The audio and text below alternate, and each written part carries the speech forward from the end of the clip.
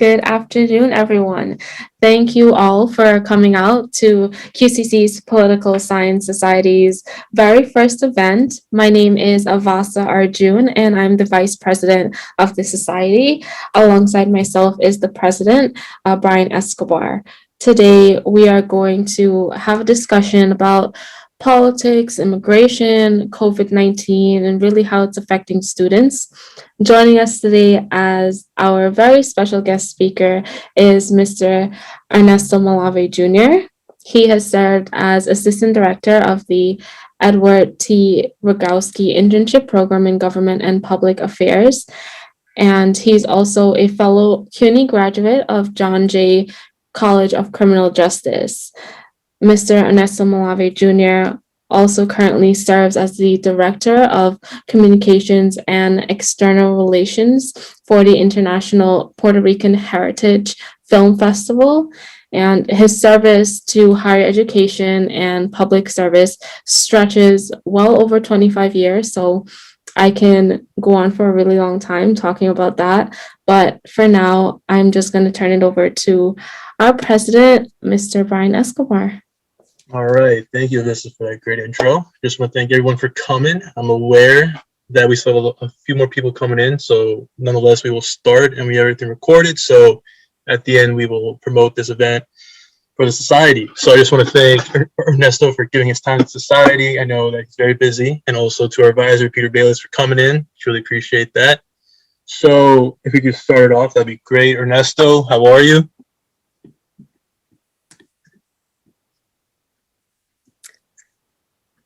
You're just on mute, Ernesto. If you can just unmute. There you go. There you go. Thank you. I'm doing well. I hope everyone is doing well and staying safe in this continued craziness that we're experiencing. Great. Thank you so much. So we'll just start off with our first question here. Growing up in New York, what disparity did you find the most frequent? And a little follow-up onto that, has it gotten any better? Could you repeat that into the microphone? Yeah, no problem. So growing up in New York, what disparity did you find the most frequent? And a little follow-up, has it gotten any better? I grew up in 80s Bushwick, 70s, 80s Bushwick during the crack epidemic. And so the neighborhood itself was undergoing several transformations at the same time. One was that we, a Latino community made up mostly of Puerto Ricans, had displaced the Italian German population that had previously lived in Bushwick. And so they were establishing themselves in the manufacturing sector primarily, but that's during that era, a lot of the manufacturing started changing and those opportunities started dwindling. And then we had the crack epidemic, which hit poor communities across the United States really difficult in a really strong way. So growing up in a neighborhood like that, one of the disparities obviously that was most pronounced was simply poverty. The fact that there was an incredible amount, incredible lack of resources in these communities, not only to combat the crime that was occurring, but I think more so there was a lack of resources for the people that were there and were even trying to do something positive with their lives. And so after that, we see in the 90s that a lot of government programs started, bringing money to these neighborhoods, but a lot of it also impacted in ways that didn't affect the issue, the problems, the actual reasons why these things were happening. It clinicalized, which is a term that a mentor of mine used to use. It really made it so that everyone in the neighborhood that needed help became a customer, so to speak, of the social service industry. And so that poverty, I think, is one of the things that has, shaped my understanding of being a New Yorker, and it is something that still to this day, in many pockets around New York City, exists in ways that don't get addressed well enough. Definitely. No, for sure. It's very intriguing to see like the effects of the social welfare state on many cities throughout like the country because some has some have helped, but like also some are very it's very tied many families to like the welfare state, which is a debate on if that's good or not. So completely appreciate your perspective. Second question here. Throughout your experience as assistant director for the ETR internship program in government public affairs, what has been an effective way to draw young students into the world of politics and just getting them engaged through the program? I think that many of the students, especially at the City of the University of New York, are really ready to engage. You know, as New Yorkers, as in a global city, even as immigrants and first generation students, there's a capacity there to engage on that level, whether it be through advocacy or through the administration. I think a lot of students really are looking for those opportunities.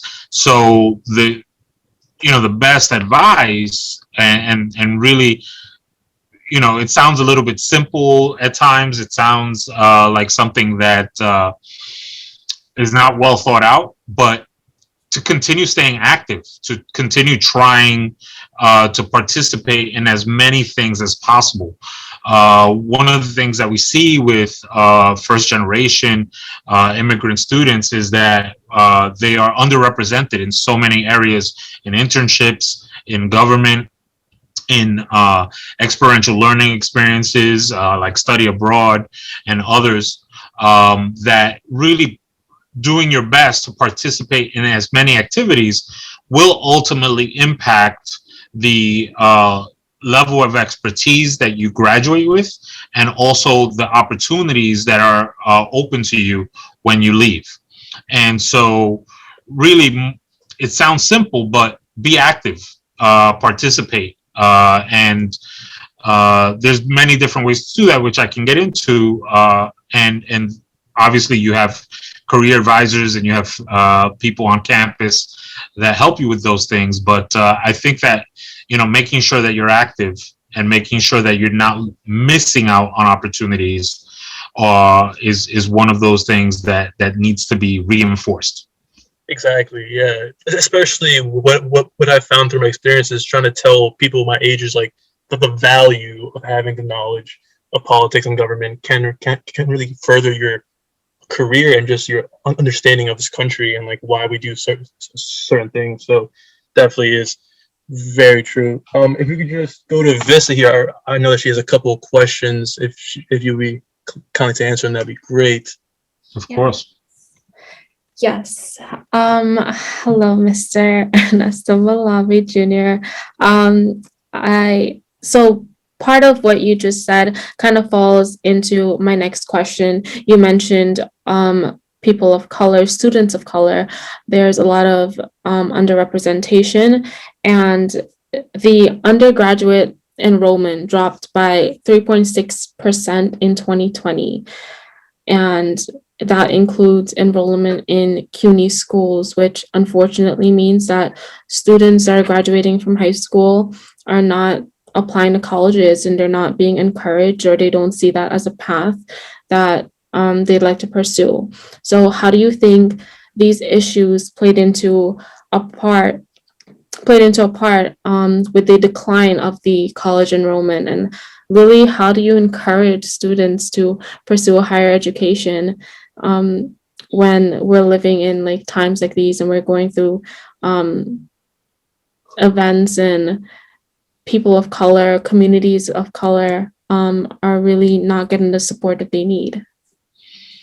Well, you said a few things there. I think the first is one of the things that we're responsible for on the university-wide level is to examine exactly why that enrollment dropped. What are the causes? What are the specific reasons why students are not re-enrolling? Why they chose to go a different path?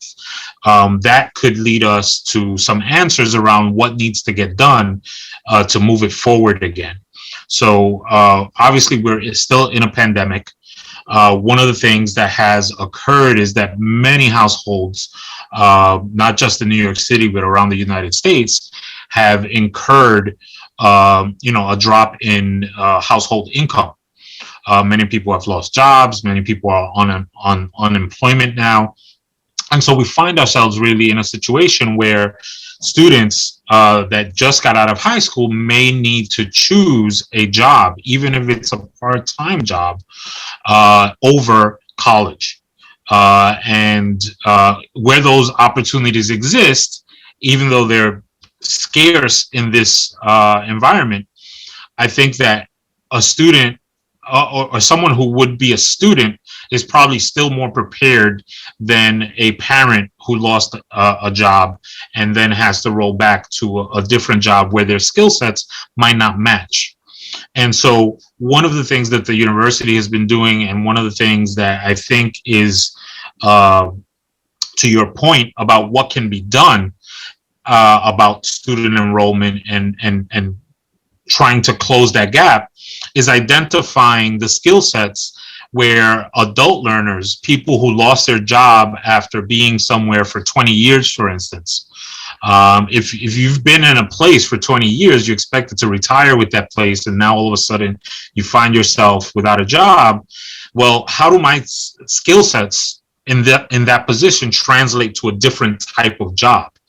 Somebody has to do that analysis, and then what programs actually have the education I need to move into a different type of employment opportunity that matches the skill sets that I can transfer over. So those types of programs now are coming up. You're going to start hearing words like micro-credentialing, which signifies the type of credentialing that happens when people take smaller courses and take training programs to get specific skill sets that they can take into certain industries. You're going to start hearing about degree programs, possibly associates programs that are looking at emerging industries, jobs that are just newly being created, or where the demand has spiked. Pharmaceutical industry, understanding the things that are happening with COVID as well. There are several jobs that came out of that, like contact tracing and others that are specific to the pandemic. And so matching skill sets to those opportunities is important. But to get people enrolled, you need to create programs that give them hope that there will be a job for them at the end of that.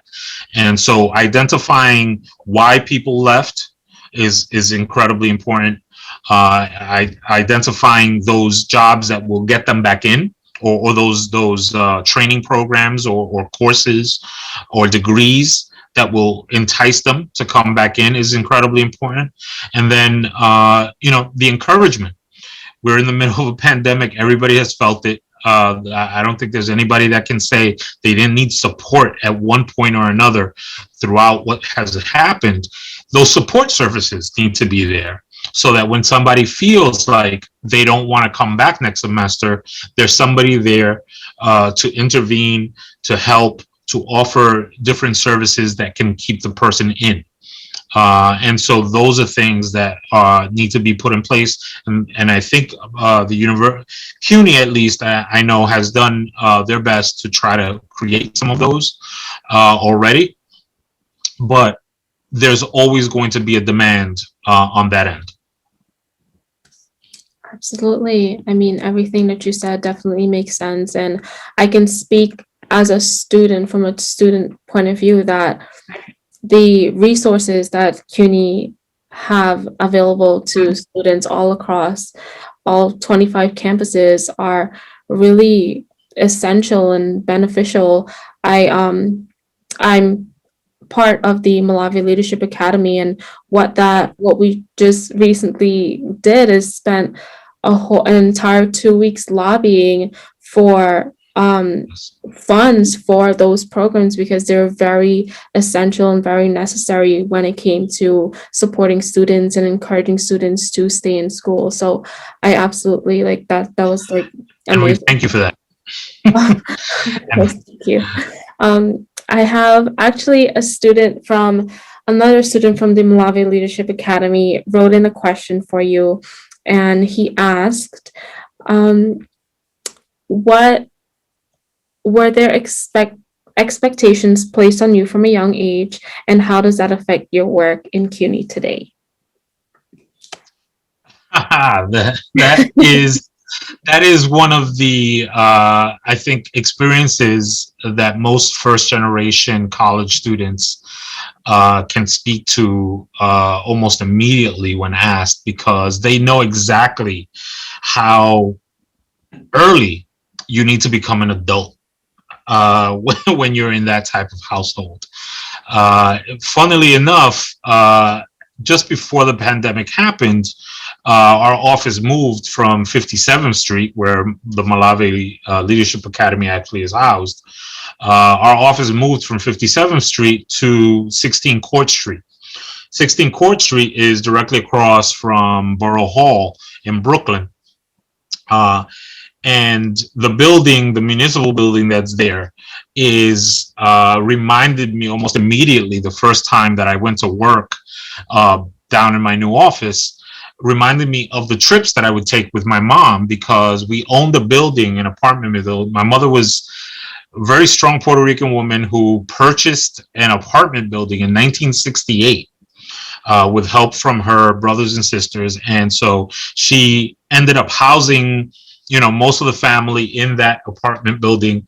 It was all cousins growing up in the same, you know, three-story, six apartment tenement building. And one of the things I can tell you is that I remember vividly going into those offices and translating documents for her, speaking to people on her behalf, making sure that, you know, the rent registrations were done, making sure that all this legal paperwork was being done.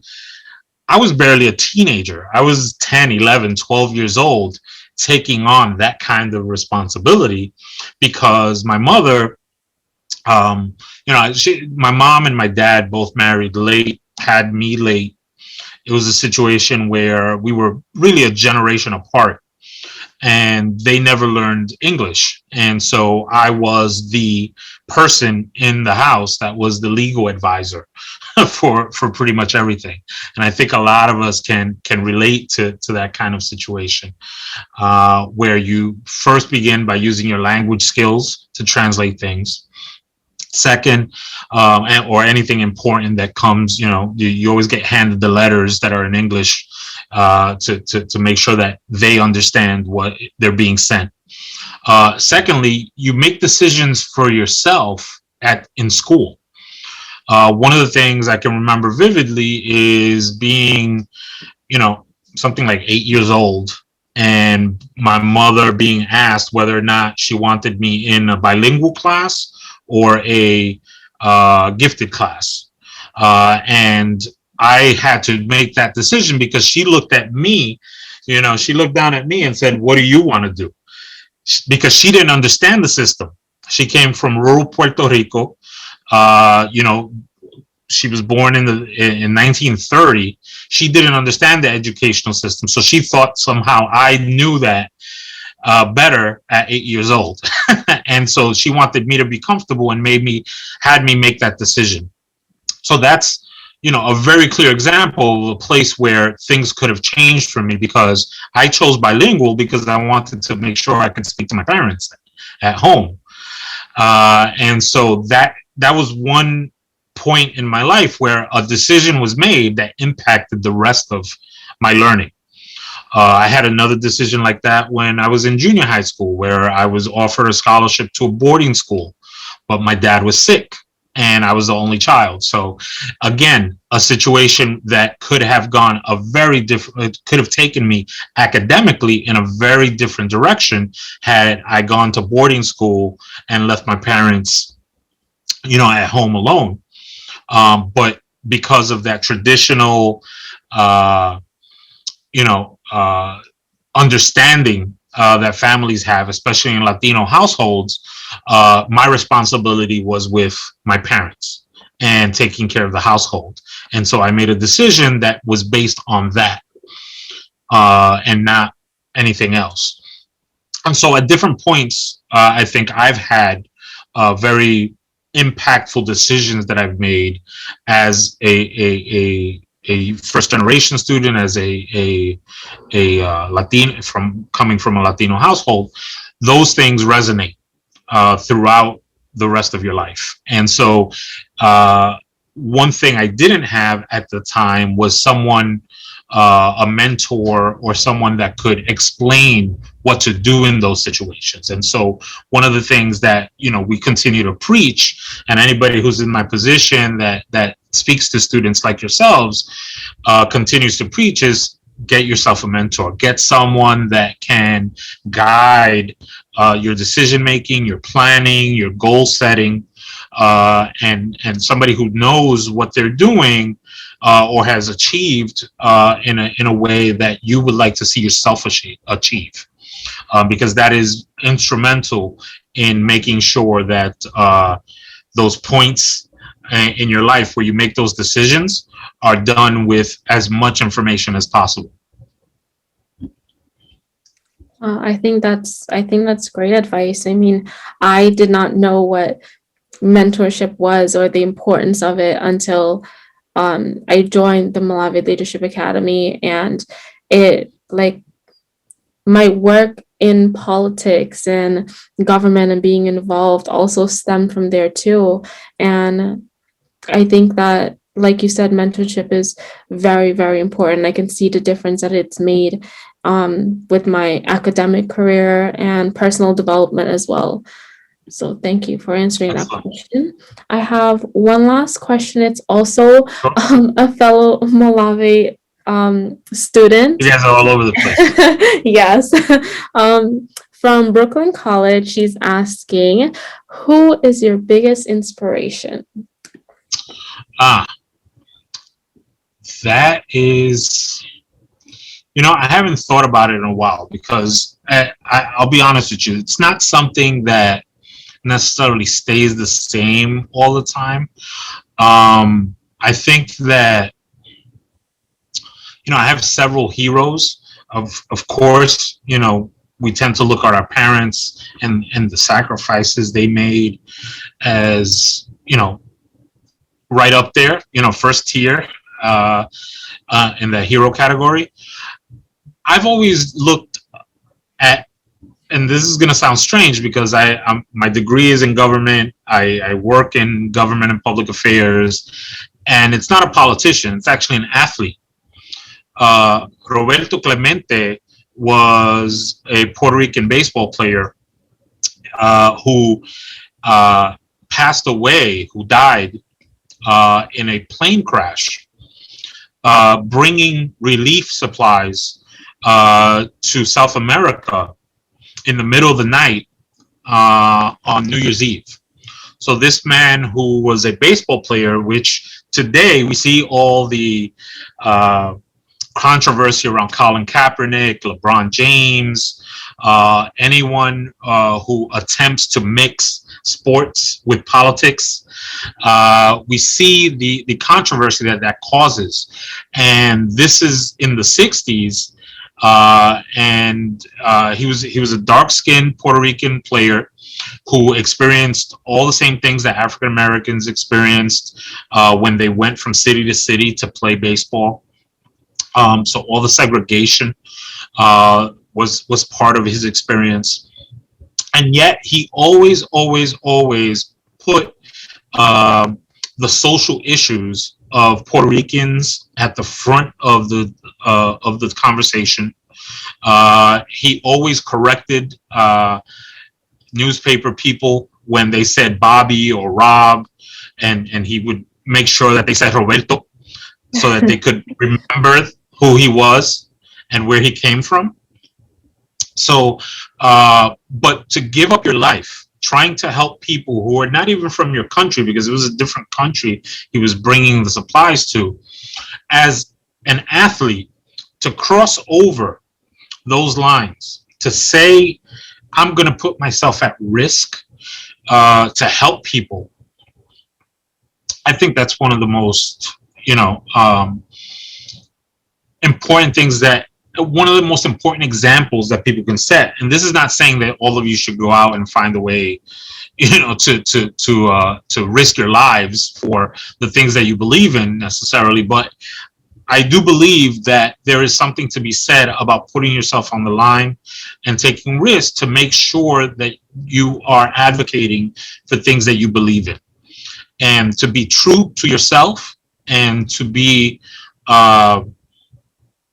act in a right fashion, to do things that you feel. And of course, we just came out of a period, a long period, where every day on TV and social media and everywhere else, things were happening that made us feel uneasy and challenged what our positions were, and where our family members were on specific things, in terms of morality, in terms of everything else. So I think that Roberto Clemente has always, to me, represented someone who did not have to do what he did, but chose to do it because he believed in it. And so I've always held him up to be a hero for that. Thank you so much for answering all my questions, and the students from all over the place, all different CUNY schools. I'm just going to hand it over to Brian again. Thank you so much. All right, thank you so much, Avisa. That was wonderful. So we'll dwell into more current issues here. We'll start off with immigration. And that everyone knows here, the crisis that we have at the border. Personally, my perspective is pretty unique, because being a undocumented college student, you have a very interesting position on like where you are, because I see what's going on with all these minors just coming in. And I was brought here when I was only 3, so I sympathize for these kids, but I had my mother, and these kids are going in bands of hundreds, and it's a very complex topic, because you need effective policy, but you also have to have a humane way to just go about this. So what are your thoughts on the humane crisis at the border? And a little follow-up on onto that, why when the mainstream news covers it, it's always a crisis, it's always a problem, but they never say a solution. Like they will never give out like the crisis at the border, but here's a solution. They will never say that. And so yeah, what are your thoughts about it, and any opinions?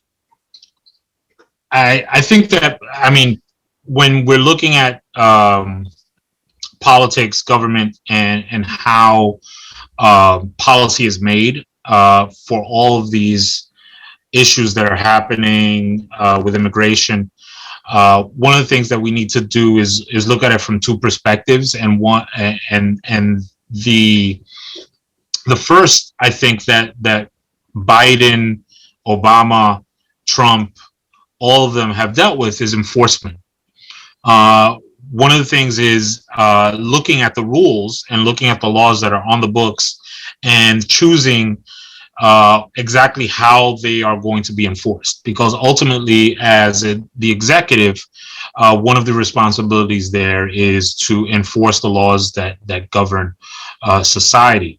And so that can be done different ways. And that's where we have so many differences, so many disparities between the different administrations. We saw changes obviously between Bush and Obama, and then again between Obama and Trump, and now something completely different has happened at the beginning of the Biden administration. But ultimately, each of them had to, in some way, shape, or form, look for a way to enforce the rules that were on the books, or and and part of that obviously goes towards how much money is going to be spent doing that. The big push from Trump was building a wall, keeping it as sealed as possible, trying to punish people for crossing the border by putting them in camps and making it as difficult as possible for people to come into the country. That was, from my perspective, a sort of a punitive perspective on the rules that clearly indicate that if you make it to the border and you're seeking asylum, that you are entitled to a process to where you prove whether or not you are entitled to that asylum. The actual rule of crossing the border is not the law that's broken when you do that is not capital murder. It's not the type of law that you would consider punishing people for in the way that they've been punished over the last few years. However, you see the difference now, and you see what happened when those rules got softened, alleviated, however you might want, or the perception that those rules were being loosened, what occurred. And then now what has to happen, and what should have happened in each and every administration going backwards, is there needs to be wholesale change. The entire system really needs to be looked at in a very realistic fashion. And I think that one of the places where we've been, and I don't know how to put this without making, I guess half the room, well, not in New York City, but if you're looking at the United States as a whole, half the room would be uncomfortable hearing that there need to be compromises. It can't just be all punishment and trying to put up walls, and it can't be wholesale, forgiveness. And that's where the policy lies, in trying to create a policy that reflects those perspectives. But I think that the issue has become more polarized than it needs to be, and it's creating a situation where any type of compromise in this, unfortunately, social media driven and how can I say this? We've gotten to a point where any perception of something becomes a reality in people's eyes so fast that we can't walk it back. And so when those comments like, Mexicans are this or that come out, a portion of the population immediately believes it, and then it can't get walked back far enough where compromise can be made around policy that would really fix a problem that we've had for a very long time. There are people that have been living here for so long, they don't know anything. And we heard stories about this, right? We heard stories about people getting deported after having been here 25 years. They had never stepped foot in the country they were being deported to, but somehow a decision was made that the person needed to leave. A lot of times it was over an offense, and criminal offenses have a lot to do with that. But the criminalization of certain things over other things has also had an impact. So this is where we start talking about how the legalization of marijuana plays a role in communities of color, where people have been targeted for selling marijuana for years, and now it's becoming private industry in so many states that have legalized it. But there's still people behind bars, or people that have been deported for carrying or for selling small amounts. And so how do you change policy in these communities so that you also are not focusing your enforcement and the policing powers on a specific group of people. We saw that here in New York City with stop and frisk, where people were being young black males were disproportionately being pulled over, or rather, pulled aside on sidewalks and frisked. If that policy had been enforced across the board in a very equitable fashion, I don't think the complaint would have been there. But and this is again one of the things that we see. We see that when African Americans start buying guns, all of a sudden people want gun control in certain places.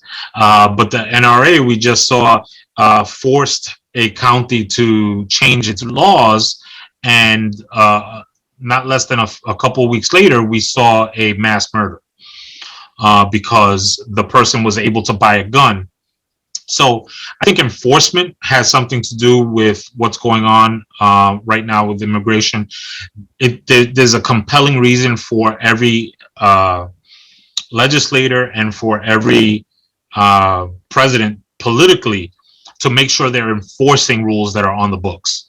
But the amount of time and I think the amount of pressure they put on the legislatures, how they lead on these questions, has a lot to do with how those things change for the better. And so I think this administration is probably going to look at this from a much more wholesale perspective than the previous one did. And I'm hoping that at minimum, where dreamers are concerned, where young people are concerned, that there's much more flexibility and allowances being made. I know I get upset every time, or I used to. Now that New York City passed the DREAM Act, or New York State rather passed the DREAM Act, the scholarships that we normally give in our programs apply to students who are undocumented. But even dreamers were not eligible for them beforehand, which was a horrible thing because the perception that you're a dreamer, or rather the fact that you're a dreamer, had a lot of people perceiving themselves as being in a different status.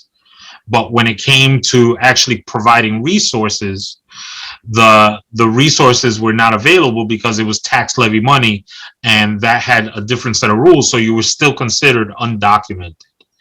And so those nuances, I think, in the law, I think there needs to be more flexibility there for students who are doing the right thing and trying to improve their livelihoods and their families' livelihoods. There needs to be more flexibility around that across the nation. And I think that enforcement, will be done. But I think that more resources need to be put, I think, at fixing the rules than enforcing the present ones. Yeah. But we're going to have a lot of controversy in the middle. 100%. No, that has also been one thing that I also have seen, is just having a concrete policy, throughout the administrations, regardless of which one is in office. Because though you are right, Trump had a complete hands-on, no one come in type of policy. But then the moment that he left, it switches up, and just naturally, having the agency switch up that quickly, it's really unlikely, and it's hard to do on many facets. So 100%. And you also touched on something that was very, and I think yeah. No, I was just gonna say, and it's the perception that there's more opportunity here now that Biden is in office, exactly. And that the punitive part of the policy is not going to stay with this administration, and just the perception of that had people coming back. The other part of that is that industry in the South was collapsing because immigration was not happening. There were farms that were not able to do what they're supposed to do during this pandemic because the immigrants were not there to pick the fruit and to really work the farms. A lot of that policy also needs to change so that those immigrants that come to work are allowed more. Visas are a big deal, obviously. The number of visas that are granted for specific industries is something that needs to be looked at.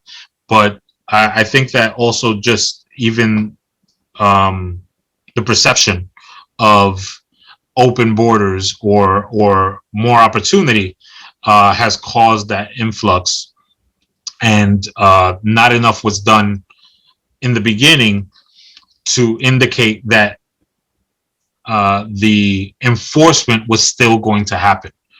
And now they're being put in a situation where the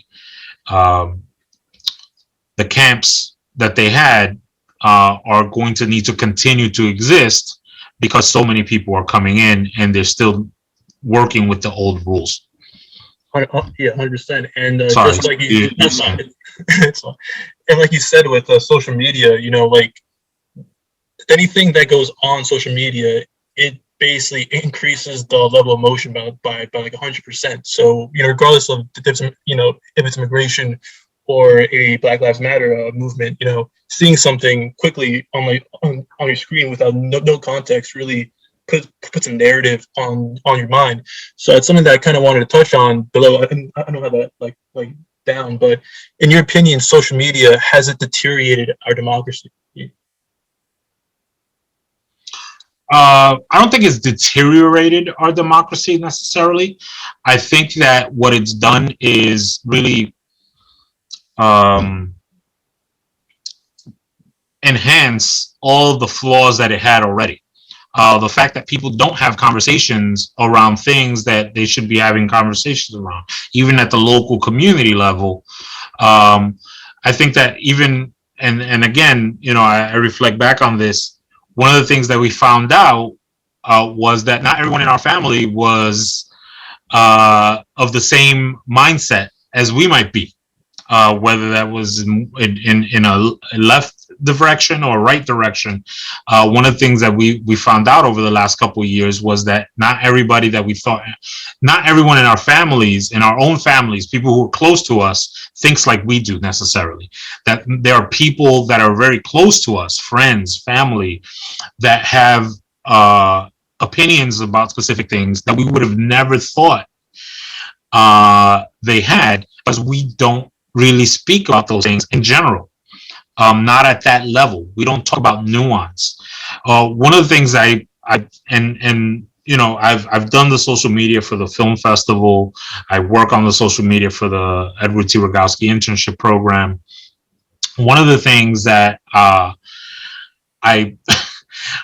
get really frustrated with is people who have friends of mine especially, that have absolutely no self-control when it comes to trolls, when it comes to people who specifically get online to instigate arguments and to create this type of animosity that really builds the virtual walls between people.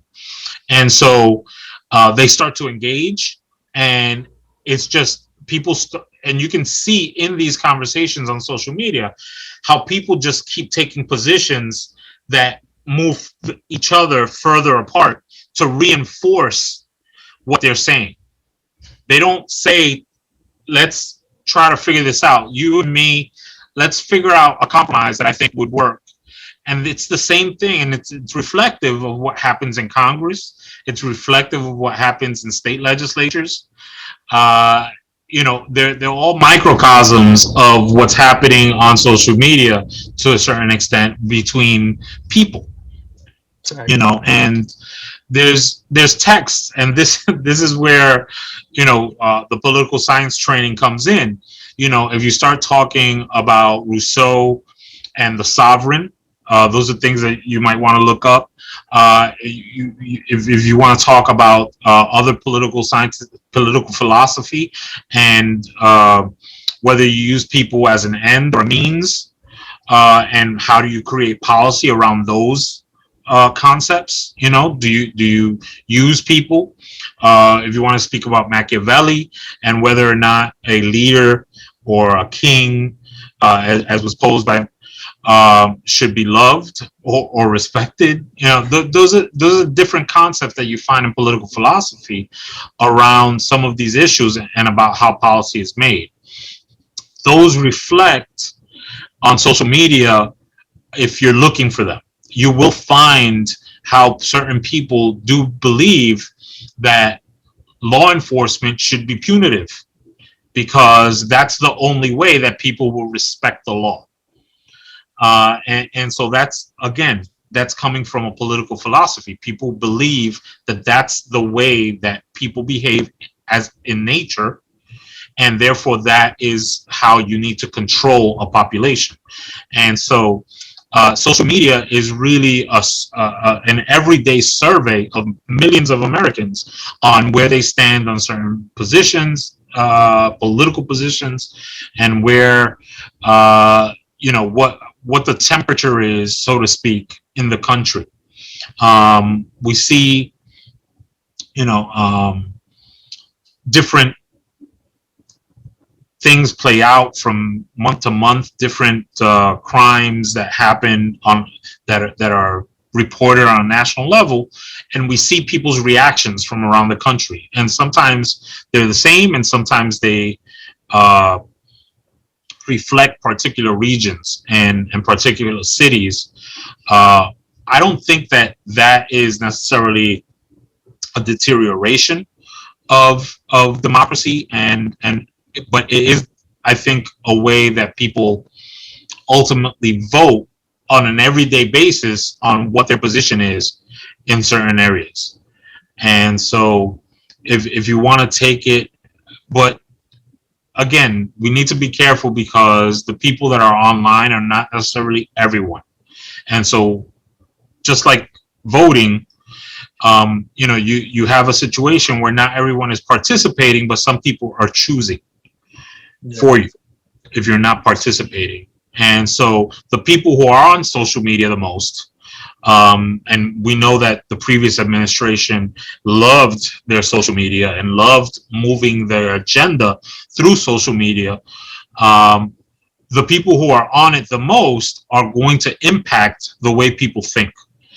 And people who are more susceptible to suggestion in that way are probably going to react more with the repetition. So if you continue to say something over and over again, and these are actually, in political circles, they will tell you that if you repeat something and in marketing, if you repeat something enough times, it sticks. And, all of us have heard a song on the radio or on Pandora or somewhere else that we didn't really like the first time around. But the more you heard it, all of a sudden, you find yourself singing it in the shower one day, and you're trying to figure out, when did I start liking this song? I never did before. Well, sometimes points of view, can be like that as well. If somebody starts, repeating something over and over again, something might stick that gets people believing it. So social media serves that function for some people. And so, what we can't do is give it the same weight as a vote in the voting booth. We can't give it the same weight as the decisions we make in our own households. Those are things that are personal and need to be made with a lot of thinking involved and with everyone who is involved, participating. Again, I think it's reflective of society. I don't think it's necessarily deteriorating, because we all have the capacity to influence social media in a positive direction as well. And we see that, unfortunately, private business industry takes it over a lot of times, and we do see, a lot of advertisements now. So that's something that is going to affect people more and more. The idea of suggestion. I was thinking about that earlier today, about how we've already seen some of the movies where people walk out of the train and a hologram pops out and tells you, you forgot to buy such and such.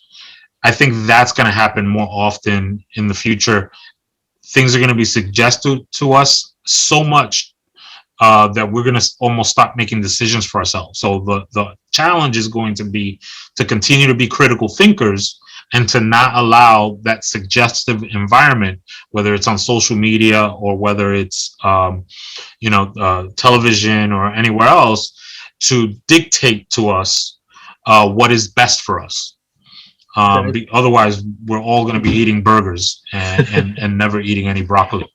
That would be an issue, yeah. So following with what you said, so then would you think that there'll, in the near future, will it be a question on government to regulate social media to like avoid so much suggestions and just so much ads in your face? Because a perfect example would be like would be like that movement QAnon, where it was just a group of like-minded people that just were nestled in their little corner, and then it grew and grew and grew, and then we all know what happened on January with the insurrection. So will you see regulation happen within government, state or federal?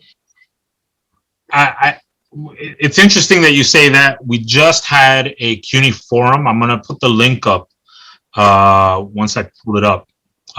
We just had a CUNY forum that discussed cancel culture. Yes. And this idea that we have situations and people react to them in ways to really, in a very immediate sense, in a very immediate way, they try to stop what's happening based on their understanding of what is morally correct. And a lot of people are saying, well, each time you do that, freedom of speech suffers, because people should be allowed to be not nice, for lack of a better term. I won't use the other words. But people should be allowed to be not nice because our freedom of speech should not be challenged in that way. And so the question becomes, do you allow people to do things that can actually harm people physically as well as mentally through these channels? And we saw that President Trump got banned from Twitter just after the turmoil in Washington, D.C. And we saw that happen simply because it was violence that was being avoided. There was the people who run the Twitter. I just sounded so old. The people who run Twitter. The people who run Twitter felt that there was a direct correlation between what was being tweeted by the former president and what was happening in real life, and that it was leading to actual violence. And so that determination caused them to make that decision. Again, Twitter is not the best example because Twitter is a private entity, and much in the same way that the NFL was saying, well, you can't protest while you're working. We don't want you protesting because right now you're a football player getting paid to play. And you're our employee, and we're dictating what you do right now. Again, the hypocrisy is that in one format, a portion of the population said, no, he shouldn't do that. And then in another situation, the same population said he should be allowed to do that whenever he wants to. And so, again, we have these hypocrisies, these things that don't necessarily make sense happening at the same time, and we have to ultimately look at these things from a broader perspective and say what's best for everyone. The thing with cancel culture and with censorship and with freedom of speech and the government stepping in is that it ultimately impacts the powerless. Whenever you start creating a situation where you start uh, creating rules where people cannot say what they really feel, we start heading in a direction where uh, it makes it easier to, again, enforce rules that punish those who say things some people in power don't want them to say. And we've seen this. We've seen the difference between Black Lives Matter protests and the Proud Boys protests. We've seen this around the country in various formats. Whenever something is being protested, the NRA, you know, coming out with guns, you know, on their shoulders. Whereas if the Black Lives Matter movement ever decided to all come out with guns on their shoulders, it would be a different reaction. I think that those are just examples of how the government stomping or tamping down on free speech could be affected if we entered into if we started moving in that direction. So I think for everyone's sake, it's best to allow for freedom of speech to really, you know, reign in as broad scope as possible, but that when we see, and again we saw this, you know, with Trump, when we see a direct correlation between that speech and violence, that we act on that to prevent that violence, because that is where a person's speech should no longer be protected in that way, because it's causing a direct action to someone. So it's usually going to be enforced more in the private sector. I think in the public sector, the responsibility is going to fall, I think, on the federal government to really protect the people who are doing these protests, because as we've seen historically, local regions, localities and regions can have a very different perspective than we do in the country as a whole, or can be reflective of a local population where the minority really gets put in a position where they don't have a voice.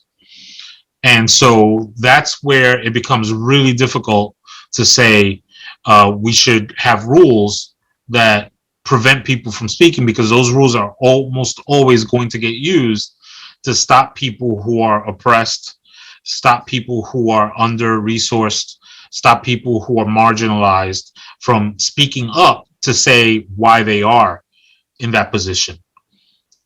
So we continue, you know, again, to hear about structural racism. I think one of the things that usually gets missed in those conversations on social media about racism, where one person says, "Oh, but I got, you know, I somebody was racist towards me one time," and then they proceed to say some anecdote about what happened to them. That's one version of someone's definition of racism. But when we're talking about structural racism, a lot of times we're talking about something much larger and more pervasive, and something that needs to be understood in a very different way. And so that those conversations, those anecdotal references don't apply in the same way when you take a look from a broader perspective. And I think I've had the arguments myself with friends. I have I went to John Jay. You know, you start making a lot of friends that are cops or become cops. Police officers have a very specific way of understanding the world once they become police officers. And I've had plenty of conversations with them talking about things ranging from police brutality to other things, we can have those discussions among ourselves. If those discussions aren't had on a larger level, then we're never going to get to a better place around these issues. If rules get made to prevent some people from speaking, I can almost guarantee you that the people that aren't going to be speaking are the people who get hit, not the people who hit. And that's again one of those situations where we find ourselves needing to have more conversations instead of less, and allowing people to do that in a safe environment is incredibly important. But I think that again, when it comes to freedom of speech, people should be allowed to say what they feel. But when it starts impacting the life of someone else, when violence enters the equation, when there's a direct correlation that is a realistic or reasonable correlation between that person's speech and someone getting hurt, that's the only place I think that speech can be limited. And if it's done, it should be done within very specific confines, within very specific guidelines, based on where it's happening and what is being said. And each situation should be taken as an individual situation. Definitely do agree that, it's definitely on a personal level where that should be brought up on. Just checking the timer, just checking we got enough time. All right, we do have enough time. Just I'll just bring it back to Avissa. If you have any more questions to be asked, thank you, Ernesto, for that answer. That was very, very good. Avissa, do you have any more questions? No, I actually don't. I asked all the questions that student wrote in, as well as my questions as well. Great. So we'll just end it off with one more question. Just want to thank Peter and Ernesto for coming in once again. Really appreciated. So we'll leave off with, now that we're a year into COVID, how can students that are interested in politics and government but might not feel comfortable or hesitant to dive in get more involved at a state and local level?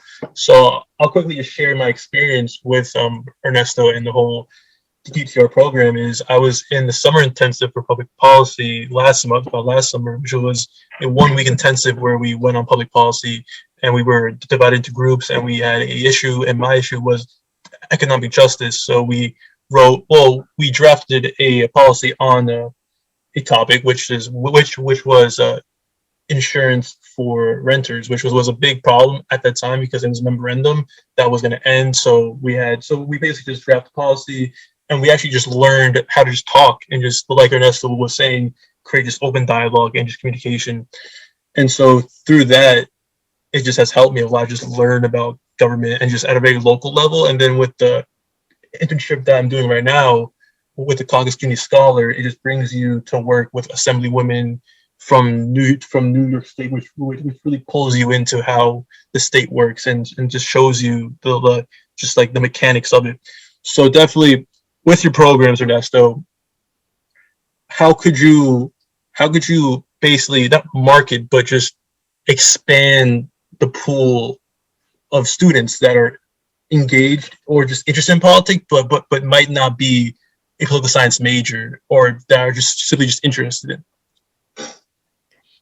There's different tiers to our programs, and I'm putting the email and website up in the chat so everyone has it. The idea behind the Edward T. Rogowski internship program, number one, you should know that we've been around for a long time. We've been around for over 50 years. It's not a new program. The initial rationale for having this program was really to have CUNY students act as ambassadors in the offices of elected officials. We knew that the elected officials need always help in serving constituents. We knew that students who were looking for opportunities in government and public affairs needed additional experience. They needed experiential training and learning. And so our predecessors decided that this program would be created. It was originally created as the CUNY internship program. There's a different program that's called the CUNY internship program now, which is based a little bit more on technology. But the Edward T. Rogowski internship program in government and public affairs specifically works with government and public affairs because that is how we began, putting students in the offices of elected officials. And I think that the value that exists now for something like that is that not only does it introduce students who are looking to work in public service and government and in public affairs to the jargon, to those words that you only hear when you're working around people who work in the industry. But it also allows you to see firsthand how government works to serve society. It allows you to see all the different facets of how all of that money, all that taxpayer money, gets ultimately administered into, say, for instance, the district office of an elected official, where people under normal circumstances would walk in and say, I have a pothole in front of my house. It hasn't gotten filled in. I need it filled in. I've broken 3 tires on it already. I've called the city. They haven't fixed it. What can you do for me? Those kind of scenarios will play out on occasion on that local level. And then the legislators also have the policy side of things, where they're creating rules, creating laws, managing the laws that are on the books to adjust them to what's happening today. Again, we have a situation right now where the other day, I was looking at something. It was, again, a meme, a very one-sided meme, but it was some of these memes are sort of poignant in their simplicity, where it talked about the freedom to carry arms, right? The Second Amendment, freedom to bear arms. And it said, well, when that was written, a gun shot 1 bullet, and then it took you 2 minutes to reload it because it was a musket. And now we have AR-15s that shoot 45 rounds per second. So the same law that was on the books then, and the way it was perceived, the effect it was going to have when it was written, is not the same effect that it's going to have now. And so that sometimes rules and laws and legislation has to change according to the times, right? And so that's the other end that you're going to see doing these internships. You're going to see how these things are addressed, because as Brian did in the SIP, in the intensive, you have to identify a problem, you have to seek information about it, you have to also go to the next step and analyze what are the different options for solving it, and then address the problem with some suggestions, taking into account all the things that are going to go into actually making that happen. So it's great that you have an idea, but how are you going to pay for your idea? It's great that you have an idea, but are people going to accept your idea? All of those things go into that process, that policy-making process. And so these internships are really designed to put you in these scenarios so that you learn from your environment, you learn from being around the people who do these things, you get experience doing that. And then also, we want to make sure that you are connecting with the folk that are in these offices. I think that one of the things that obviously we haven't really talked about much, but networks, creating networks, networking, making sure, networks can take different forms. Creating a network of mentors is one thing. Having a network of resources, of places that you go for certain things. Your college campuses, in a sense, are a built-in network of resources that you can use for the things that you need to do to graduate, right? Networks for learning, joining professional associations. This society, this political science society, is a form of networking, right? So those are the kind of things that we hope that these internships also introduce you to the people who work in these offices, to the associations they have, and to the really vast amount of networks that can come from staying connected to these offices and to these internships and their staff and personnel. I can say for a fact that many students go on to get jobs in some of these offices. It's not a guarantee.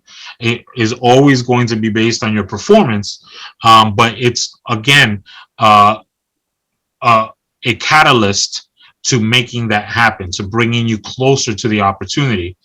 And that's why we continue to reinforce participation in these programs, because we believe that by participating, and I really started this conversation with saying you need to participate. And I know how hard some people take that, because you're always being told you got to do more, you got to do more, and you're always finding yourselves in positions where you're doing everything you can, and people are still saying, well, that's still not enough. And I've been there. I know how it feels to be in that position. But what I can tell you is one of the strategies, I think, in that I've been professing a little bit more to students is, when you think about internships, when you think about experiential learning, when you think about all of these opportunities that are out there, like Malave Leadership Academy, like the SIP, like the CUNY Forum, every single one of these things, the Caucus CUNY Scholars Program, the women's program, which we'll have in the fall. When you think about all of these things, you have to think about them in terms of your academic trajectory. And you have to think about them in terms of, and this is again why mentors help so much, and why you have to make time for planning and for goal setting.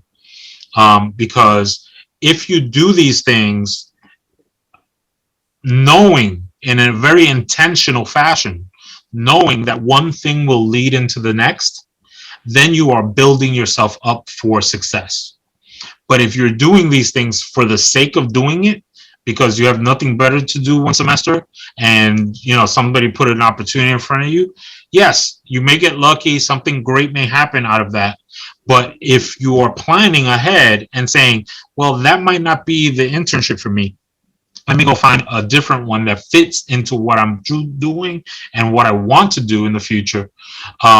If you do that, I think your chances become better overall for success at the end of the cycle, at the end of your academic trajectory. So again, bringing mentors in to help you make these decisions, using the opportunities that are put in front of you in a very strategic way, so that you're building on them, and so that you get to a point where you've created a track record of success.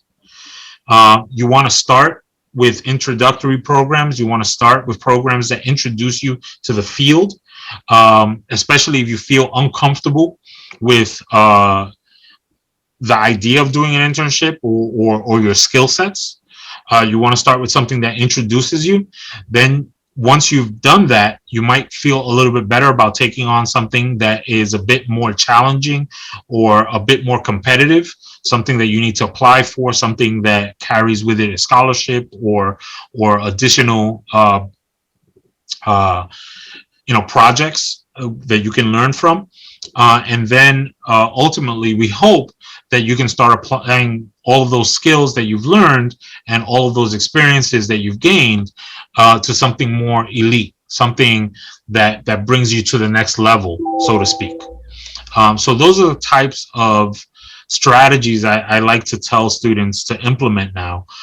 There was a time when it was very simply, oh, you just got to do an internship. Just before you graduate, make sure you do an internship. Hopefully you'll get a job out of it. That was sort of what people were told, and it wasn't really structured the way it is now. Things have become different, and that was in a time when an office, a business, whether it's private, nonprofit, or government, might train you while you're on the job. They would actually hire you with a entry level position and train you for the next 6 months to learn the job, and then you become an employee after that knows the job after 6 months or so. Nobody wants to train people while they're paying them anymore. Most corporations, at least in the profit industries, and even in government in some places, want students that are prepared, want students that bring specific skill sets with them. And I can tell you for a fact, one of our goals is also that when you get hired out of college, that you have enough skill sets that you are entering a different tier of income. We want to make sure that you've learned enough that when they offer you that first job, they're not offering you the job at an entry level position wage, that they're offering it to you at a different wage that's a little bit higher, because you've already proven yourself to be a worthy employee before you even graduate. And so this is where some of these programs can benefit students and make things a little bit brighter upon graduation for you. Not bad. That's great. That's great. Thank you for that. No, it reminds me of this thing that I would kept telling myself when my time at Queensborough is like, it's good to have a goal, but you have to have a plan, or else it just turns into a dream. So yeah, you are completely right that having that stepping stones of achievement just gets you more comfortable in the realm of politics and government. So thank you for that. So we are running a little bit low on time, so I will just close it here. I just want to thank you, Ernesto. If you have any last words you want to say, that by all means. Yeah, just really quick. I'm putting up the link for the CUNY forum that is going to premiere on TV first. I'm giving you the link to the CUNY TV page that houses that hosts the video. The video is not up yet, because the video for streaming doesn't get put up until after it airs on TV. And so the link, however, gives you the times that it will air on CUNY TV if you want to watch it on regular television. If you want to stream it later, then come back to that page, to that link, and it should be there on Tuesday. Because the first time it's going to air on TV is at 10 p.m. on Monday. And so on Tuesday afternoon, it should be up on this link for you to watch. And for academics, talking about cancel culture and what their perspectives are on censorship as well. They're a lot smarter than I am when it comes to that topic. I honestly can tell you I wasn't fully prepared for that. But I want everybody to at least know that CUNY forum exists. But I want to thank you guys, and keep doing this, keep doing stuff like this, because this is the stuff that's going to prepare you. Even just going through the motions of being on Zoom and coordinating an event like this is something that is a skill that will benefit you in the future. A lot of opportunities have come up for people just because they have some fringe skills in addition to their primary skill sets. Knowing technology is one of the NACE competencies. It's one of the things that employers put high on their list for students to know before they hire them. So understanding technology, if you keep doing things like this, keep practicing, keep perfecting it, these are the kind of things that will impress those employers in the future. Appreciate that. We'll do. We will keep this going. Of course, and thank you so much on behalf of all the students that wrote in questions, and for the students who couldn't be here but still wanted to participate. Thank you so much for taking the time to be with us today. Of course. And thank you for inviting me. Thank you. And also thank you to our advisor, Peter Bayless. We truly appreciate Hello, being here. Peter. If you want to say something, that is all great.